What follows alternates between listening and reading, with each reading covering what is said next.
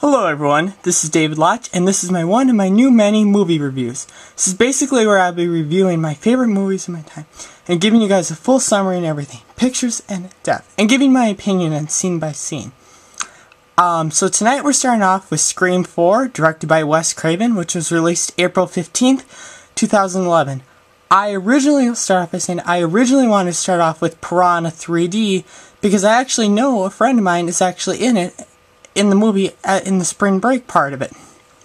And I wanted to get him here so he could talk to you about it. Unfortunately, Kyle is busy working tonight, so I will not be able to do it, but I'll try to get that up tomorrow. So I'm going to start off with Scream 4.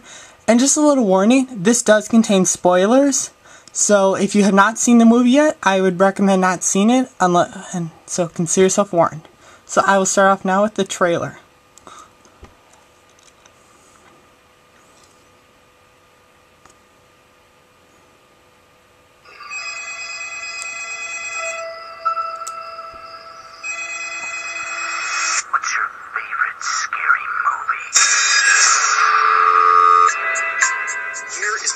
Massacre anniversary question. What is your favorite scary movie? What's your favorite scary movie?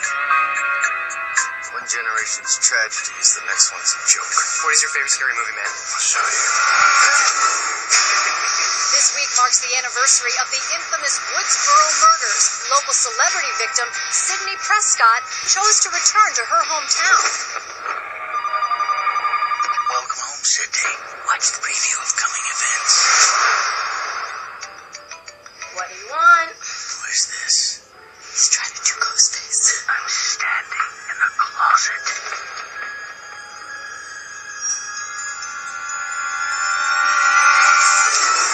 Liar.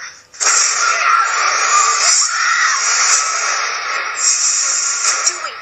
What's going on? It is not public information. It's all over the internet. It is? There's a killer out there patterning his murders after the original movie. It's time for someone new to die. The unexpected is the new cliche. And virgins can die now. Does that mean that I'm not going to live as long as these two? Clearly. To be the new version, the killer should be filming the murders. Down! Down behind you! Go ahead if you have the guts. Not to implicate him. He can't kill Sydney. She's victim royalty. Not true. Sid's expendable. Point taken. Guaranteed third act main cast bloodbath. Fingers crossed on some nudity for a change. Time for your last question. Name the remake of the groundbreaking Halloween, Texas Chainsaw, Dawn of the Dead, The Hills Have Eyes, Amityville Horror, Black Christmas, House of Wax, Mom Night, Bloody Valentine. It's one of those, right? None of the above. I'll be right back. Notice when you're not supposed to say that, are you?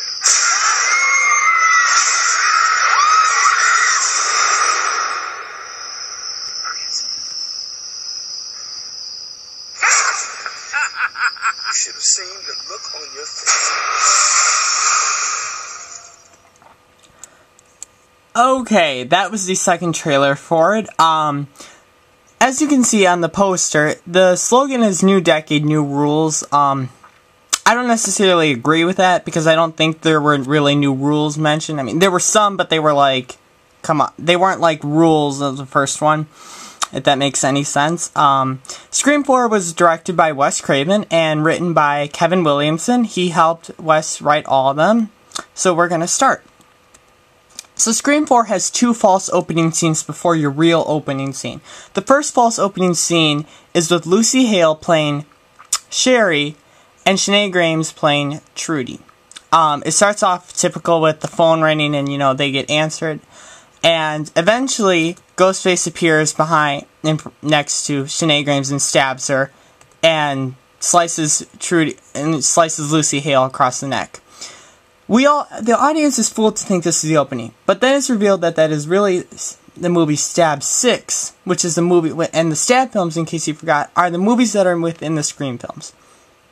So then we have open with our second false opening, with Kristen Bell and Anna Paquin playing this, and this actually was a very funny scene, and I have to say it was probably the first scene of the first four films, the first opening scene that actually had some comedy in it, because you really didn't get that. It was a lot about, you know, terror and suspense, and this is great. I mean, Anna Paquin completely just throws the entire horror movie genre. She says, I can't do it. These sequels don't know when to stop. They just keep on recycling the same crap over and over. I mean, even the opening scene, there's always some girl who always ends up getting killed. I mean, it's also predictable. Like, you can see everything coming. Well, if she did see everything coming, then she would have known that Kristen Bell would end up stabbing her. Now, this is very weird to have a killer be revealed so early. Well, she's not. Kristen Bell's not the killer of Scream 4. It's actually a movie called Stab 7, Knife of the Hunter. So now we have a real opening scene with Brittany Robertson and Amy Tiergarten. Funny thing about this scene is this scene originally has two different versions. It has a theatrical and original, and I actually have clips from both. So in the original opening scene, Amy Tiergarten gets stabbed repeatedly by Ghostface, and Brittany thinks it's a prank until she sees all the blood. She's not aware of it then. So then we have Brittany's death, which I think Brittany's death is very good. And she says this famous line, which you will see a lot in the ads for the movie, saying, "You're not real." And then, of course, we have the killer. So here's the theatrical opening. Now, the reason, I don't know why they shot this, I personally think it's really good. I think they wanted to add a phone call in, and they wanted to build some terror. Interesting trivia note, Wes Craven originally wrote this reshoot himself, and this was actually filmed in January, and poor Amy Tiergarten was freezing cold because the patio door had to be open, and as you can see, she's wearing a sleeveless shirt. This scene also has some good lines like, "This isn't a comedy, it's a horror film, so you better start running," and Brittany's thrown through the window. And then we get Amy Tiergarten's death, which really scared me because I didn't see it. So after the main credits roll, we are introduced to our returning characters and our new characters. Neve Campbell playing Sidney Prescott. One of my favorite couples, Courtney and David. David Arquette obviously is my favorite character of the Scream films. And Courtney Cox playing Gale Weathers. They're actually married. Kind of a funny, interesting story. Obviously, they broke up in real life after this movie was shot. I was kind of hoping once this movie premiered in April that somehow it would bring them back together, just as it started their relationship. Unfortunately, it didn't do that, but it's okay. So then we also have Marley Sharton playing Deputy Judy Hicks, and she apparently knew Sidney from high school, so it's a little suspicious, and they're trying to make her very suspicious. So now we have this first scene where the two girls are found. So now we have our new cast. We have Mario Jarreff playing Olivia Morris, Emma Roberts playing Jill Roberts, and the lovely Hayden Panettiere playing Kirby Reed. We also introduce Nico. I cannot say his last name, and I'm afraid because I won't be able to pronounce it correctly. We also have Rory Coughlin and Eric Knudsen. This scene in particular was not in the theatrical version, just because if you saw it, it reveals too much about the killer, saying, "One day it will be." But you may have heard the line as you heard it in the trailer. It's time for someone new to die.